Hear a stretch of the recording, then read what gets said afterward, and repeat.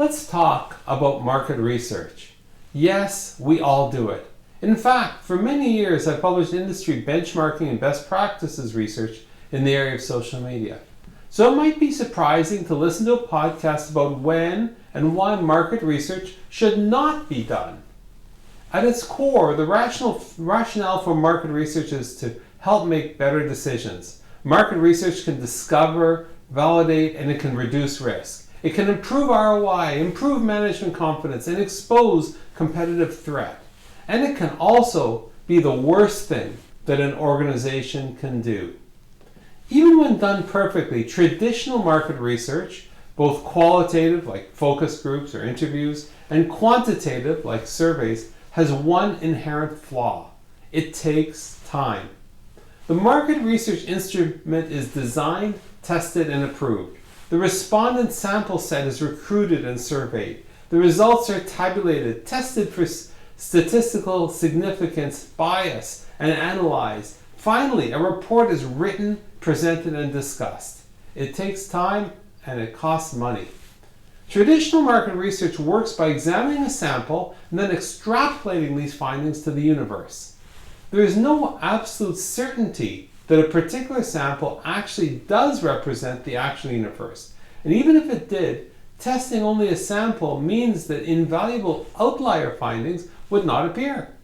Today's competitive dynamic and sense of urgency has meant that organizations can now adopt two alternative approaches: DIY, do-it-yourself market research, and agile crowdsourcing. DIY market research, well, in this approach, the organization turns to the free SurveyMonkey, informal web polls, likes, and blog or Twitter feedback. The rationale is that some data is better than none, and therefore it's better to ask questions and see the results. While this sounds reasonable, it introduces what market researchers call bias and can result in precisely the wrong decisions being made. For example, a web poll about future service preferences will only capture results from those who already have at least some affinity to the organization. They did, after all, make it to the website, and they did spend the time and effort filling in the web poll. But is it not just as important to learn what others think, especially those who didn't ever get to the website? If you put this concern aside, market research always exists in context. Who are the respondents anyway? Are they from a geography that the organization doesn't serve? Are they children? Are they machine-based spammers? Mechanical bias can also skew results. Consider a survey delivered using SurveyMonkey. Are the results biased because of the order of the questions? Or because of the order of the answers within each question? Or is the sample set too small or non-representative? Are the results biased because certain types of respondents, like senior management or non-native English speakers, get frustrated by the survey length and drop out prematurely? Yes, DIY market research, when done properly, can help.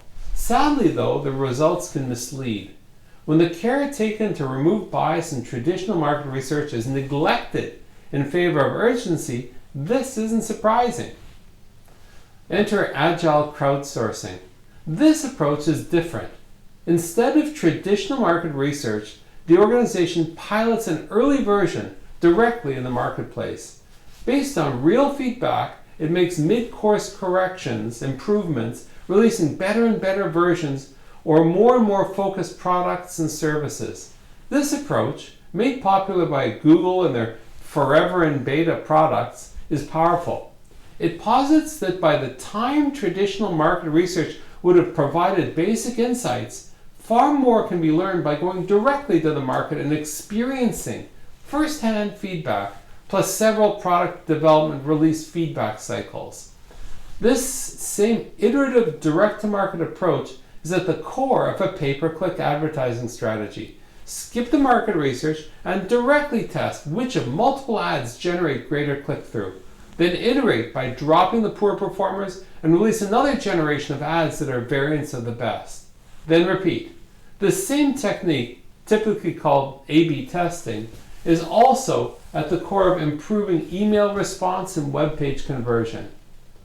While big data and agile crowdsourcing are exceptionally appealing, there are downsides. For example, making changes based on observed behavior does not explore the underlying motivation to transact. It also doesn't evaluate the motivation of those who abandon their journey along the way, or those who are not even aware of the product or service's existence. Agile crowdsourcing cannot explore the could-be for products or services not yet on the market.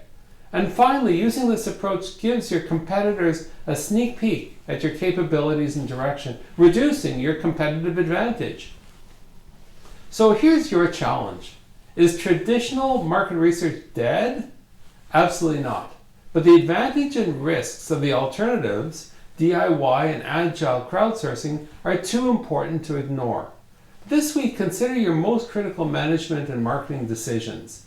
How might you use each of traditional market research, DIY market research, and agile crowdsourcing to make a better decision? Well, here's an insight.